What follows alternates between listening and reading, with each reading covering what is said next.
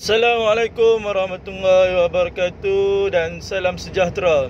Hari ini kita akan belajar tingkatan 4 bab 7 Islam di Asia Tenggara. Di bawah tajuk kecilnya Teori Kedatangan Islam ke Asia Tenggara. Baiklah, sebelum cikgu nak mengajar, cikgu nak minta semua guru dan pelajar-pelajar untuk subscribe video cikgu ni agar cikgu boleh menambah lagi tajuk-tajuk yang lain. Di bawah tajuk Teori Kedatangan Islam ke Asia Tenggara ada 3 perkara yang akan dipelajari. Yang pertama, teori Islam dari Arab. Yang kedua, teori Islam dari Cina. Dan yang ketiga, teori Islam dari India. Jadi semua ada berapa teori kedatangan Islam? Ada 3 teori. Daripada Arab, Cina dan juga India. Okey, kita lihat satu persatu. Teori Islam dari Arab dikemukakan oleh 2 orang tokoh, iaitu John Crawford dengan Syed Muhammad Naqi Al-Atas. Okey, kita tengok John Crawford dulu. John Crawford kata Islam datang ke Asia Tenggara melalui aktiviti perdagangan, di mana pedagang Arab telah berdagang di kantun Cina. Sebelum sampai ke kantun Cina, mereka telah singgah di Asia Tenggara kerana menunggu perubahan tiupan angin monsun. Mereka telah membuka perkampungan di Asia Tenggara seperti kampung Tasyih. Mereka juga telah berkahwin dengan penduduk di Asia Tenggara dan menyebarkan Islam. Jadi dia punya formula untuk teori kedatangan Islam yang dikemukakan oleh John Crawford ialah dugong kantoi tak mandi ketika berkahwin. Siapa kantoi tak mandi ketika berkahwin? Dugong. Okey, tengok perangan formula. Dugong merujuk pada perdagangan. Perdagangan berasal dari perkataan dagang. Dagang cikgu ubah menjadi dugong. Persamaan pada huruf D dengan G di tengah-tengah. Dugong, dagang. Iaitu Islam datang melalui aktiviti perdagangan. Kantoi merujuk pada kantun. Kantoi dengan kantoi hampir sama sebutannya. Kantoi, kantun. Iaitu Islam tanah Arab telah berdagang di kantun Cina.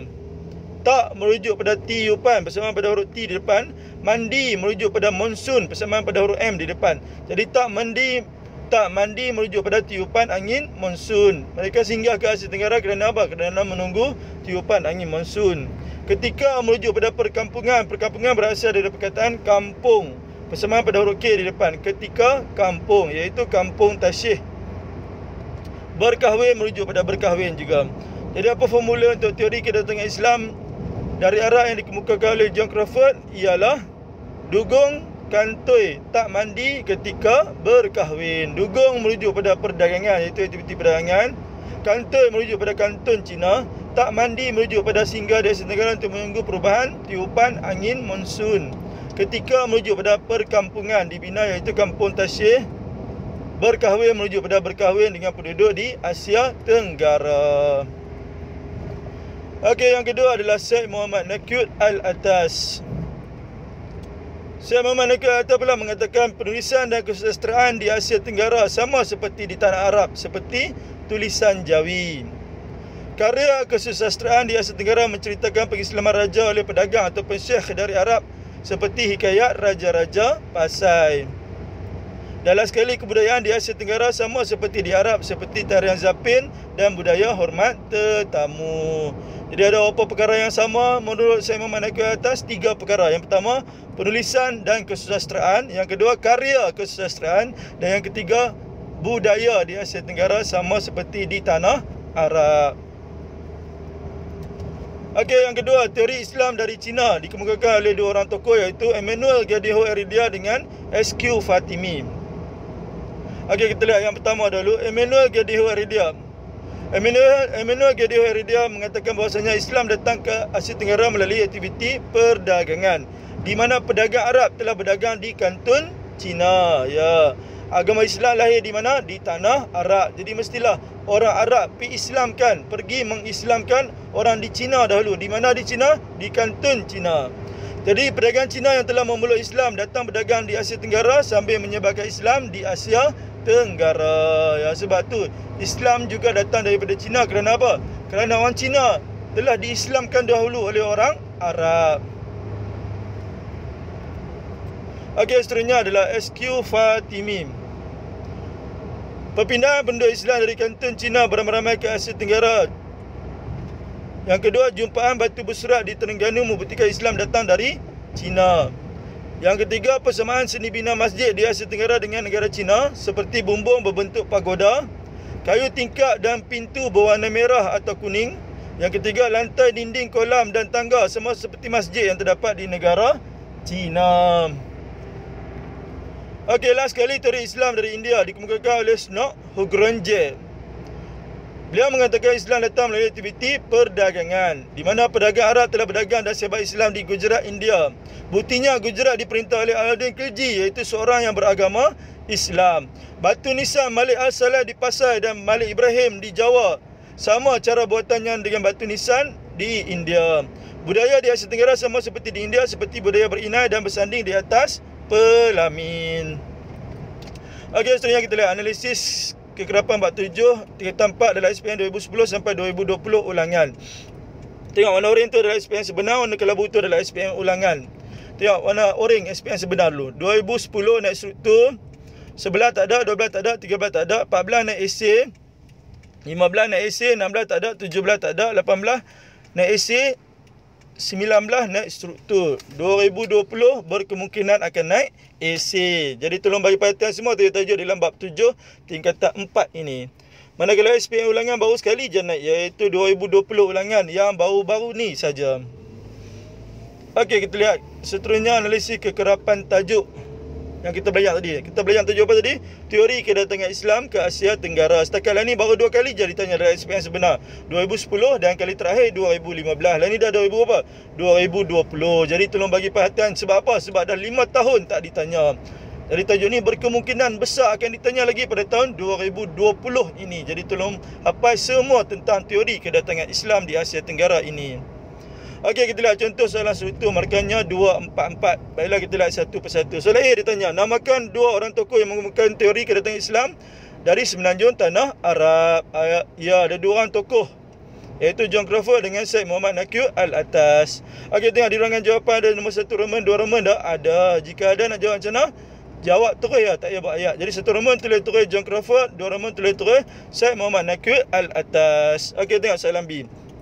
Soalan B ditanya, nyatakan bukti teori kedatangan Islam ke Asia Tenggara dari semenanjung tanah Arab oleh 2 orang tokoh tersebut. Ya, dia nak bukti 2 orang tokoh tu.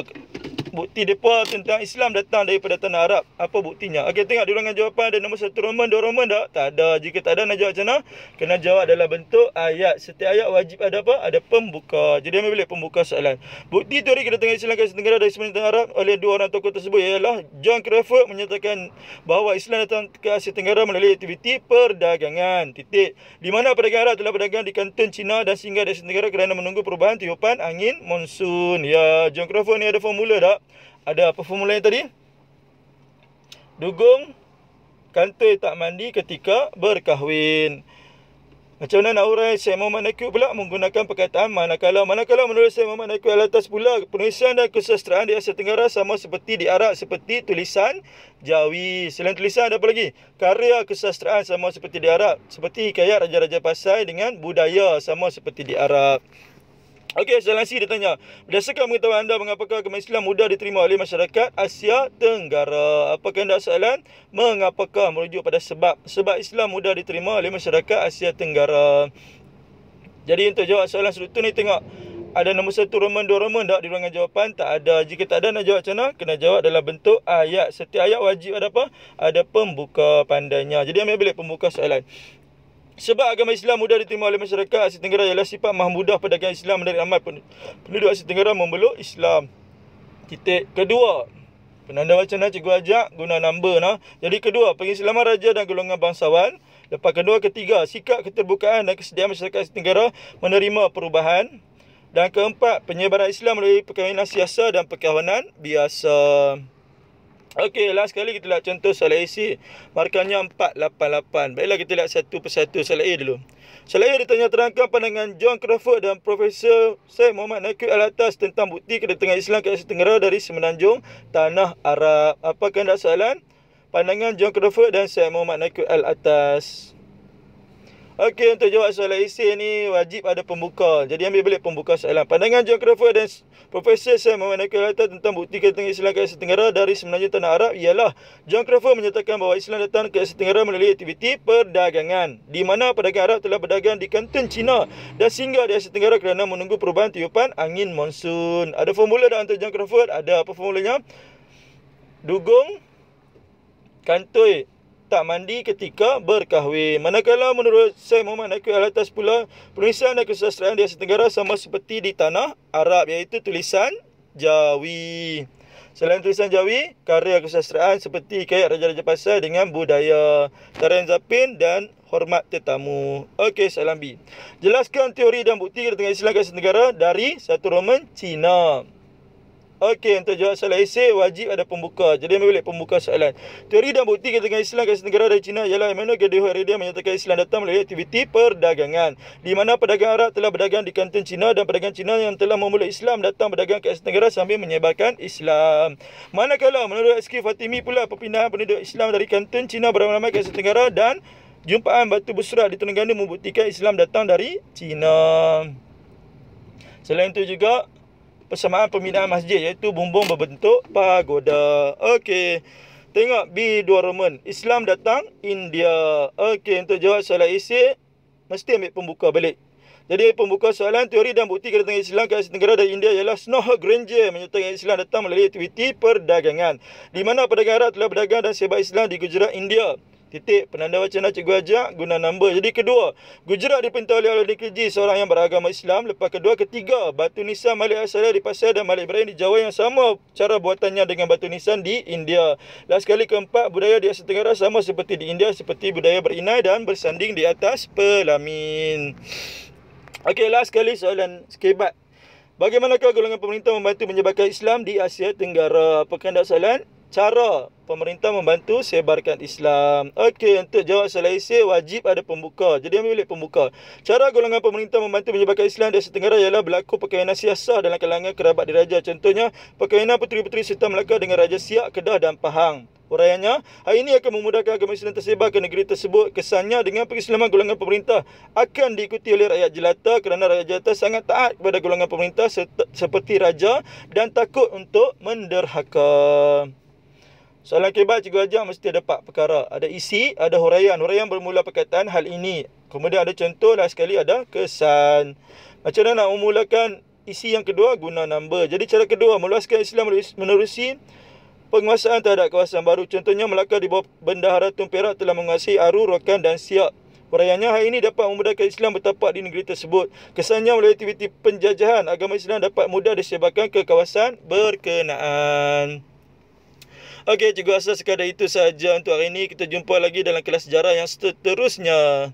Sekian wabillahi taufiq wal hidayah. Assalamualaikum warahmatullahi wabarakatuh.